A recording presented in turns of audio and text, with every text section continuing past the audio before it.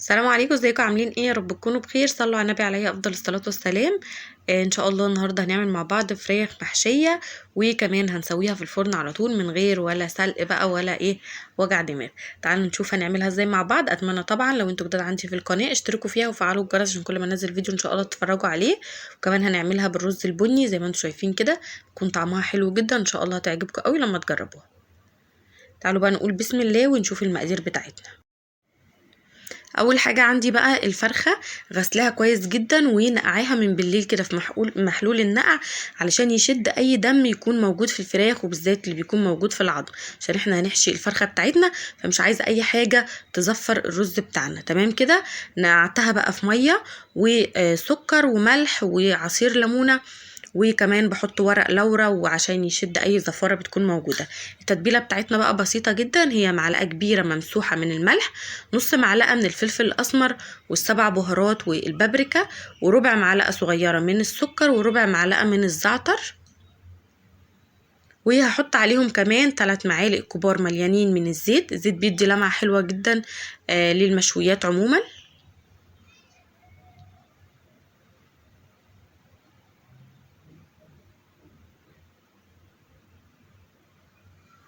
وكمان هحط 3 معالق كبار من الصويا صوص،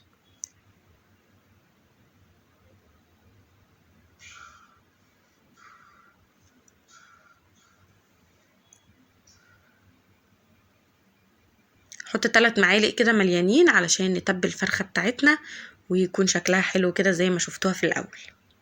الصويا صوص بيدي لون حلو جدا للمشويات، وحتى لو انت مثلا سلقه فراخ وحابه ان انت تدخليها في الفرن وتاخد معاكي لون حلو، بشويه كده من الصويا صوص عليهم رشه ملح ورشه فلفل اسمر ومعلقتين من الزيت، وبتبداي تدهني الفرخه بتاعتك واللي هي المسلوقه عادي وتدخليها الفرن، بتطلع معاكي برضو حلوه جدا. فرخه بقى اهي بعد طبعا ما غسلناها وظبطناها وكمان منشفاها كده من اي ميه، او مصفيها من اي ميه ممكن تكون فيها، علشان انا عايزه التتبيله تمسك فيها على قد ما نقدر. تمام كده. هبدا بقى ان انا ادخل التتبيله في كل مكان كده في الفرخه وما بين الجلد وما بين اللحم برضو، علشان اتاكد ان هي هتطلع معايا شاربه من التتبيله وطعمها حلو في الاخر. خلاص تبلناها، هنحطها بقى في التلاجة مثلا ساعة ولا ساعتين. وتعالوا بقى نحضر الرز بتاعنا.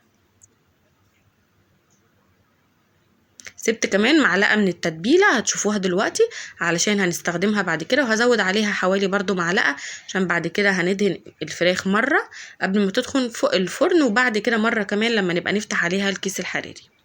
دلوقتي بقى هنعمل الرز بتاعنا. حطيت معلقة كبيرة من السمنة وحوالي معلقة كده من الزيت يسخنوا معايا، ومحضرة عندي كبد وقوانص بتوع فرختين. هاخد القوانص الاول وهنزلها دلوقتي مع القلوب.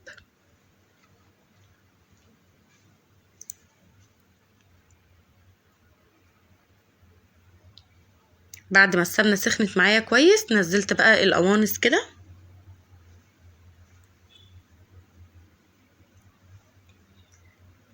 هخليها الاول تتشوح معايا وتاخد لون ذهبي كده على بسيط، وبعد كده هنزل الكبد.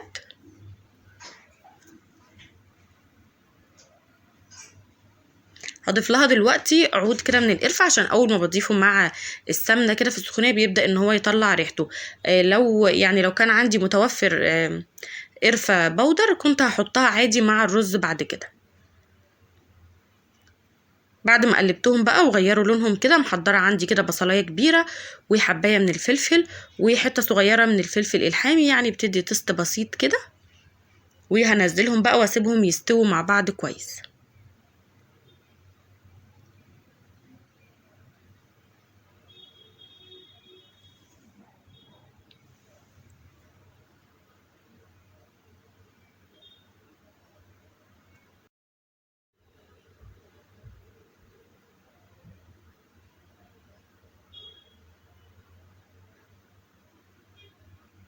كده خلاص قلبتهم معايا، والكبد كده والقوانص استوت كده زي ما انتوا شايفين.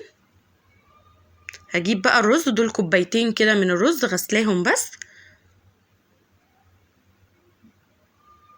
وهضيف عليهم بقى التوابل بتاعتنا اللي هي نص معلقه من الفلفل الاسمر والسبع بهارات والبابريكا ومكعب كده من المرقه. ما حطيتش ملح دلوقتي، بعد كده هبقى احط حوالي ربع معلقه من الملح، بس الحته دي ما اتصورتش وانا بحط الملح عشان كده كده احنا حاطين مكعب المرقه. لو حابه برضو تستغني عنه عشان في ناس مش بتحبه براحتكم.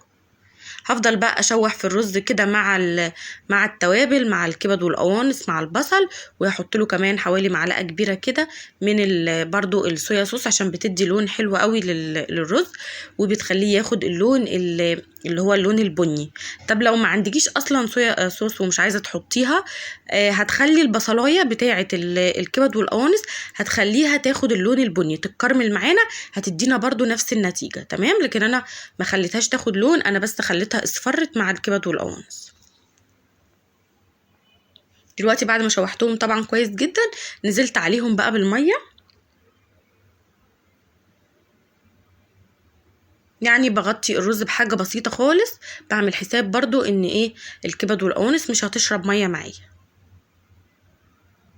الرز اللي احنا هنحشي بيه هسويه يعني 50% بالظبط، يعني نص سوا. اول ما الرز ده هيبقى نص سوا هاخد منه الرز اللي انا هحشي فيه، خدت منه الكميه دي وشفت الرز عندي لو محتاج شويه من الميه، يعني حوالي كده ربع كوبايه ميه، بزود له وبسيبه يستوي براحته، عشان بعد كده ببدا ان انا اقدمه عادي مع الاكل. خدت بقى الرز كده وبدات احشي الفرخه.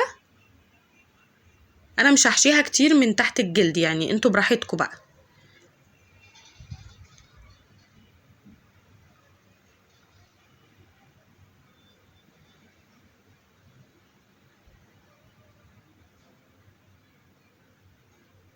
بصوا يعتبر انا حطيت من كل جنب كده في الفرخه، حطيت معلقه كبيره مليانه وبدات ان انا اوزعها بس كده.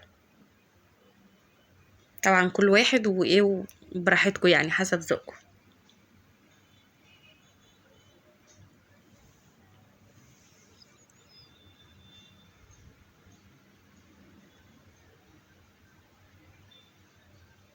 كمان هحط شويه في الزور من قدام، انا كنت يعني شلت الزور ذات نفسه وسبت الجلد عشان ابقى احشي فيه شويه.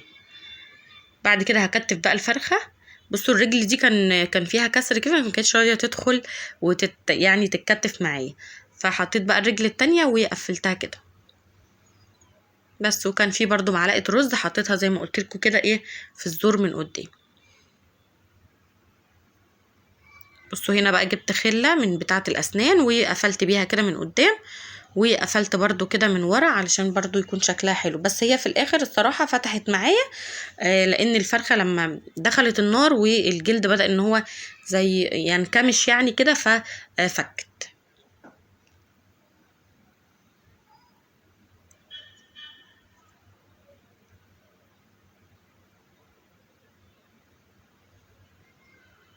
اديتها بقى مسحه كده من بقيه التتبيله اللي احنا كنا مجهزينها.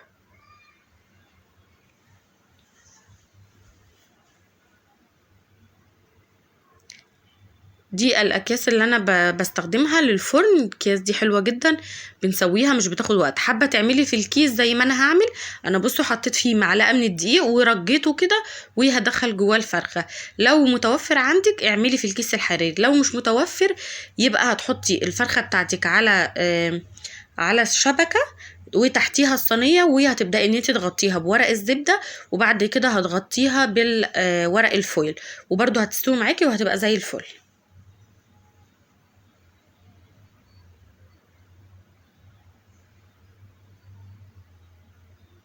كده قفلت الكيس بقى وهعمل فيه كام فتحه كده علشان الكيس ما يفرقعش لما يدخل معانا الفرن. هجيب كمان كوبايه ميه كده مغليه وهحطها في الصينيه، وشغلت الفرن عندي على اعلى درجه حراره موجوده عندك. بدخل الفرخه في الاول ساعه على اعلى درجه حراره لحد ما تبدا ان هي هتلاقيها دخلت معاكي على سوا. بعد كده بتهدي النار على درجه حراره 220، وفي اخر 10 دقايق بنفتح الكيس علشان تاخد اللون معايا من كل الجناب. وطبعا لو لقيتي حتت مش واخده اللون بتدهنيها من بقيه التتبيله اللي احنا سايبينها، وبتطلع معاكي بالشكل ده. ما شاء الله بتبقى حلوه جدا وبتستوي وبتكون طعمها حلو. وكمان للناس اللي بيحبوا الحاجات المحشيه هتعجبكم قوي ان شاء الله.